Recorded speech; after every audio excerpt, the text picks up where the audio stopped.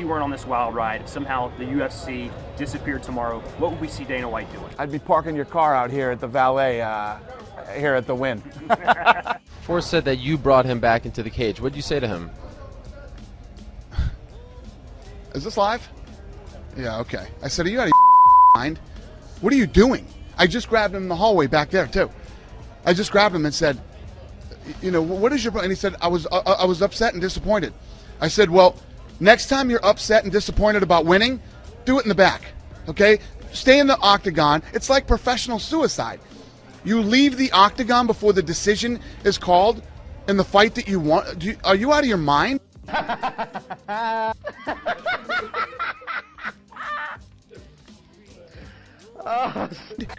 like, where's that fucking idiot? He has a press conference right now. He's like, man, stop stressing me the fuck out, idiot. You were late, not me.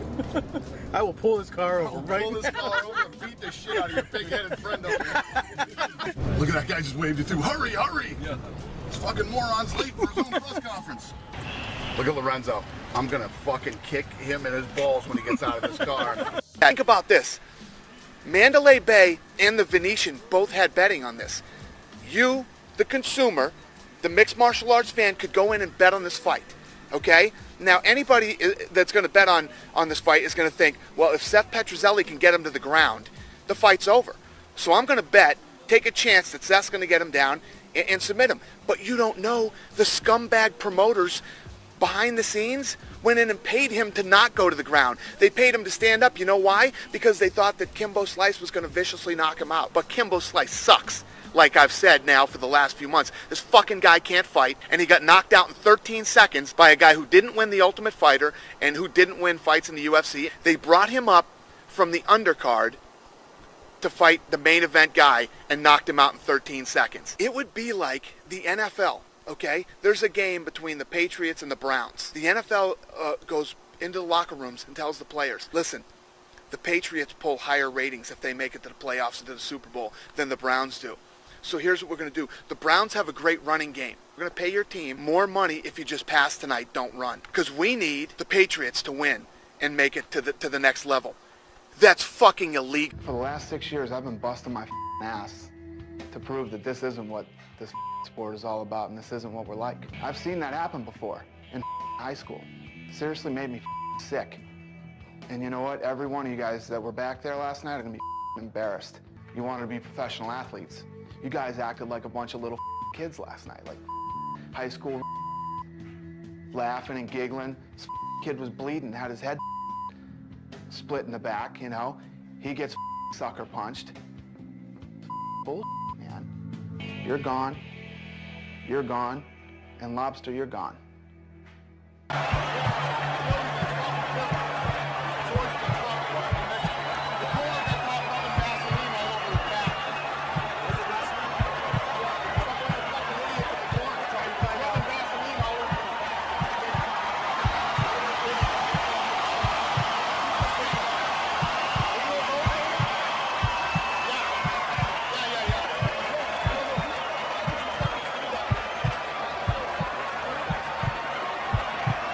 And I have nothing personal against this guy. I don't even know him.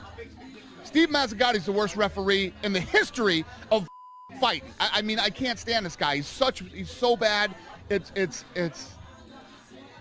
just makes me cringe every time he steps into the octagon. Bobby was very upset about the decision, and so I went in to talk to him about it. I'm mad. I'm acting like I'm angry. Yeah. That's all I'm acting like. A psycho is how Lee acts. Somebody who says like, no, Dana, I don't need a pep talk. I don't need one. I don't need a pep talk. And you don't really have I'm any not right here to give you a Then why are you yelling at me?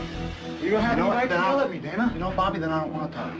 Disrespect me. Have I ever disrespected you? I didn't disrespect you. Yeah, you did. I talked to you with respect the I whole don't time. want pep talk. That's not disrespectful? It isn't Have I ever disrespectful. disrespected you? Disrespectful would be telling you, get the out of here, Dana. Have I ever disrespected Don't you? you agree with me? No, I disagree with you. You haven't disrespected me until now. So why the are you going to talk to me like that? I don't give a if you're mad or not. You're not going to disrespect me. I've never disrespected I'm sorry you. if I did. We went out and we made them a crazy offer to come into the UFC and prove that he was the best in the world. And they turned it down. Nobody in their right mind would have turned that deal down. Ariel Helwani, UFC 150 in Denver, here with UFC President Dana White. Was this perhaps one of the highlights of your career? No, this is literally the best night of my career ever. Is this your lowest moment as president of UFC? No doubt about it. Absolutely, 100%. And guess what? Fans want to see the guys that want to step up and go for it. You know, these guys that are like, we're friends. People don't want to hear that. Good for you, you're friends. I want to know who's better. Shut the fuck up. Any fucking guy that won't put his name on it forever, first of all, whoever gave you that quote is a pussy and a fucking faggot and a fucking liar and everything else, whoever gave you that quote. Everything that comes out of your mouth is fucking stupid. Why would I give a shit who represents who? Yeah, there's no doubt. There's some guys out there that have managers that are absolute sleazy, dirty fucking scumbags. Let's not forget that Ken Shamrock tried to sue us. That he said that his contract, Ken Shamrock owes me $175,000. And I'm coming for it, Ken. I'm coming for the fucking money, you piece of shit. You should have fucking stayed wherever you were. It's about, listen, I don't know how that whole deal works. They say that Fedor is a partner in that whole thing. A partner in what? Fucking M1? What the hell's that doing? Burning money. He's a partner in your burning money business? That's awesome. You're a great manager, Vidummy. But I went out there and gave him an insane offer. Insane. And I'm so glad he didn't take it. I mean, I was reading Twitter tonight, these people were ripping on the flyweight. Let me tell you what, if you didn't like that flyweight fight, please, I'm begging you, don't ever buy another UFC pay-per-view again. Don't ever buy another one. I don't want your money. You're a moron. You don't like fighting, and you don't appreciate great talent or heart. Believe me, I'll answer the questions of what a disgrace the main event was and what an embarrassment it is.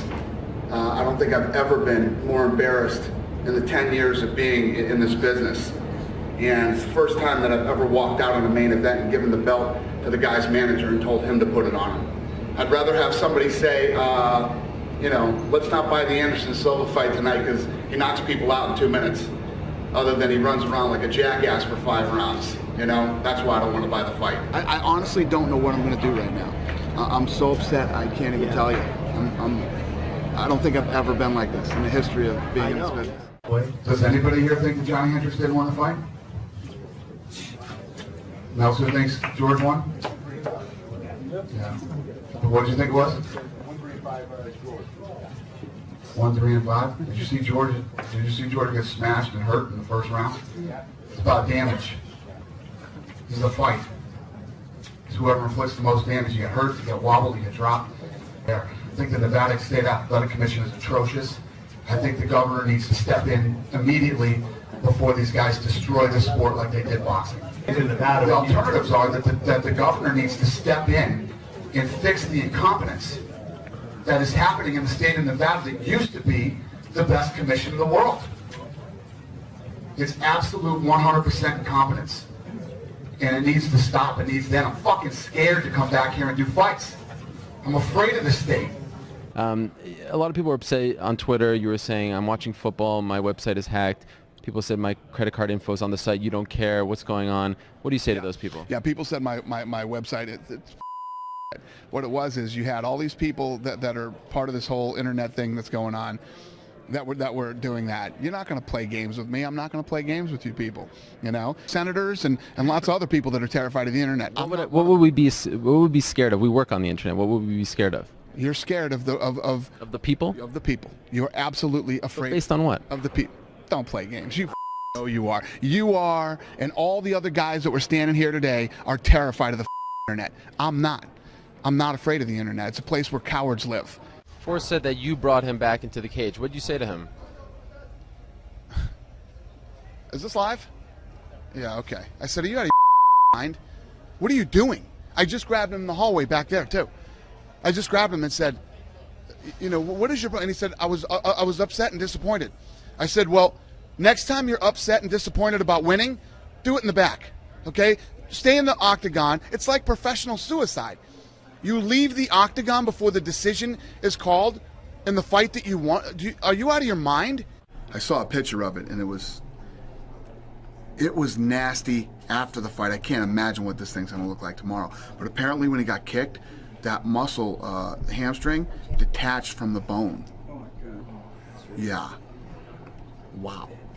And he kept fighting. Knew that guy was hurt, and he just kept fighting. He is tough as nails. He feels that he doesn't owe the fans an apology, yet I'm apologizing.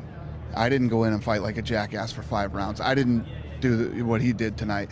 He's a coach. What are you going to do? I mean, it is what it is. Or would you regret the Do decision? you think that going into this, I didn't think that Roy Nelson was going to annoy the shit out of me?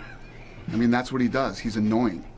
I don't know. We'll see what happens. We'll see what happens. We'll see what happens. We'll see what happens. We'll see what happens. We'll see what happens again. Well, in 2003, Fedor fought Yuji Nagata, a pro wrestler who was 0-1 in MMA. Okay.